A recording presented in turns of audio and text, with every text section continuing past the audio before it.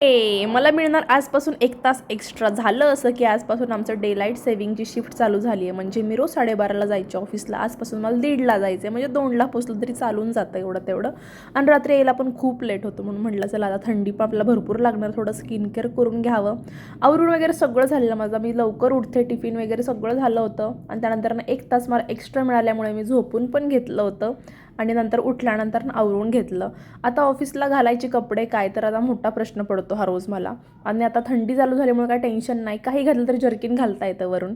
त्यामुळे आता मग म्हटलं चला आता हीच कपडे घालावी. आणि याच्यामध्ये थंडी पण नव्हती लागत मला, पण रात्री येताना वाजेल की नाही हे पण माहीत नाही. हा सीझन एवढा आवडतो कारण मस्त गरम गरम जेवण करून झोपायला मला एवढं आवडतं, त्याच्यामुळे मला हा सीझन जास्तच आवडतो. पावसाळ्यामध्ये जायला ऑफिसला बिलकुल नाही आवडत, आणि उन्हाळ्यात तर बाप रे बाप सांगू शकत नाही, एवढं बेकार अवस्था होऊन जाते इथे.